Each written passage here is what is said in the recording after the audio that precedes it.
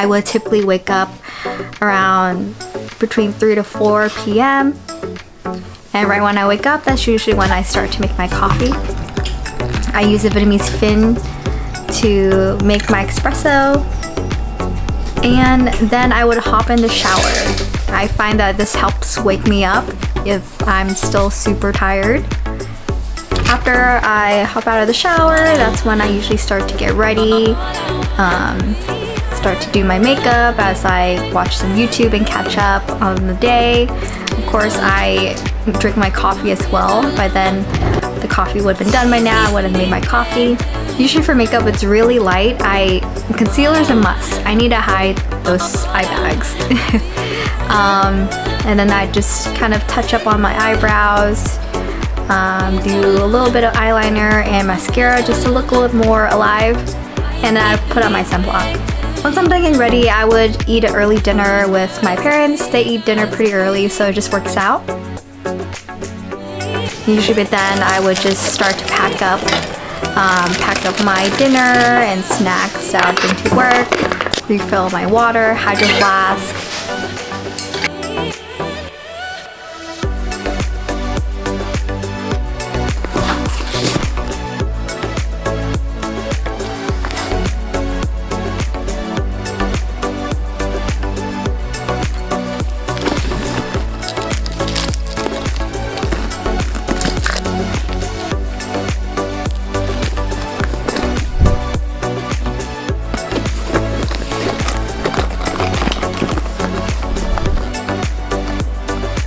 I'll usually leave the house around 6:45, 6:50.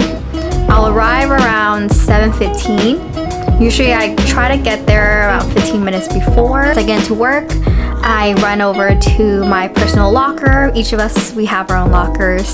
And then 7:30 is when I'm supposed to start. So 7:30 is when I would get handoff from the day ER shift pharmacist. They've just catched me up on what I need to do, if there's any patients I need to interview in the ER still, if there's any open consults that need to be completed that she didn't get to. Anytime after 4 p.m., our pharmacy becomes centralized. So majority of our pharmacists during the day leave at 4. So the way it works is that all anticoagulation gets managed by the ER pharmacist at night, meaning if there's any heparins throughout the night that needs to get follow-up, if there's any PTTs, then I would be the one that follows up with the PTTs, calling the nurses, adjusting the heparin.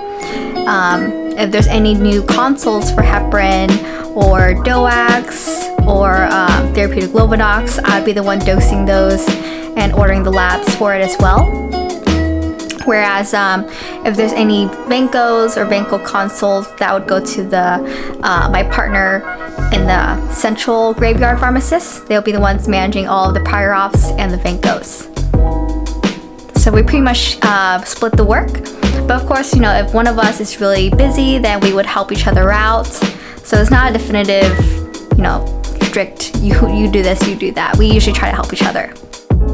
So now throughout the whole night, in the ER, I'll be verifying all the order that the ER doctors put in for the ER patient. I would process all the discharge meds also, if they put in any meds for patients that's getting discharged from the ER and not being admitted.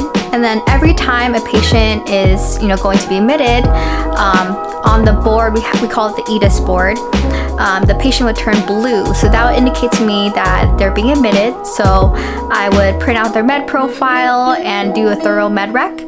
Let's go over the process of my med recs in the ER. So I would print out their list. First thing first, just always check with them about their allergies.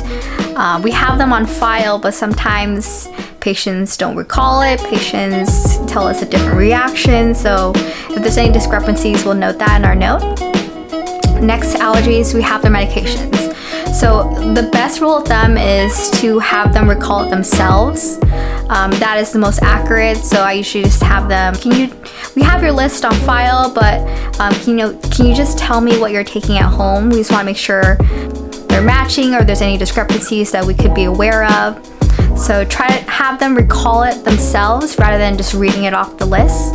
But of course, there's always going to be some patients where they just don't know it at all, and you'll have to prompt them.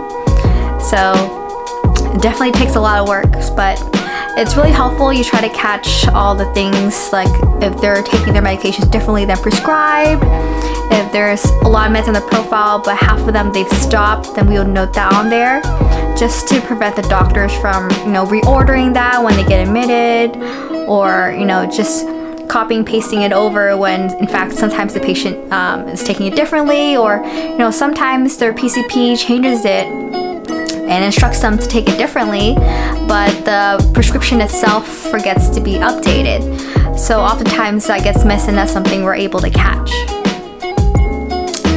In addition to that, some meds are expired, but the patients are still taking it, so we would note that in our note as well and mention it to the doctor, just because sometimes when they're expired, the doctors aren't going to see those meds and they won't be aware that the patients are still taking it.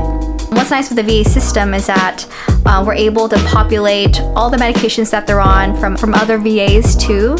So we do get a couple patients who trickle from here and there from different VAs, or they're traveling, and the doctors have trouble seeing what medications they're on from a different VA. So that's something that we can help out with. And then we also do a UTI protocol. So usually after midnight, when things start to calm down, I go through our UTI protocol. So this is fairly new, and I think it's a great program that pharmacy has implemented. So let's say a lot of patients come into the ER with complaints of UTI. So they get urine cultures, but oftentimes urine cultures are not going to result that day. It takes a while to incubate, really grow a result until the next couple days. So oftentimes they get urine culture in the ER, have the patients go home with antibiotics, but sometimes they're lost to follow-up. Sometimes antibiotics that they're receiving in the ER might not end up being sensitive, and we won't find out until much later. That's something that pharmacy was able to catch, and we created this program where every patient that was seen in the ER and receive antibiotics for UTI, we're the ones that follow up on their urine cultures. And if we know that they're no longer sensitive, or the antibiotic they receive is resistant, then we will be the ones contacting them and switching up their antibiotics to one that is sensitive and appropriate. So at night, I'll look through all the patients in our protocol. If there's any that needs to be contacted and needs to be switched, I would note that on our notes. We use this program to tell each other the day shift between the night shift updates. So then when I get handoff in the morning, I will tell the day shift pharmacist, oh, you need to contact so-and-so. The antibiotic they received was resistant, so have them switch over to this and this. Codes. So if there's a code blue anytime throughout the hospital, anywhere, the ER pharmacist is the one that goes.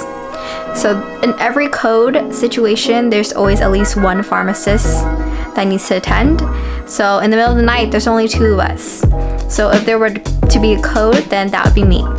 I would grab our code box and our RSI kit just in case, and we would head over to the code. And while we're gone, the central graveyard pharmacist will be the one covering everything in terms of orders. So now that's pretty much what I do throughout the night. In terms of snacks, I usually just take it whenever the ER starts to calm down or when it's slow, and just whenever I'm hungry, because it's a 12-hour shift. It really varies, and I found that it's been doable. There are nights where I'll eat an early dinner around like 11 p.m. But there's some nights where I'm not hungry until 2 a.m. and I'll snack on some peanut butter crackers or something. And then let's see, it'll hit 7:30, and that's when the day shift pharmacist will come and we'll give each other a handoff. And around that time is, I'll tell them, oh, so-and-so patient needs to be interviewed. UTI protocol, so-and-so patient needs to be contacted to change their antibiotics. And yeah, it's pretty straightforward.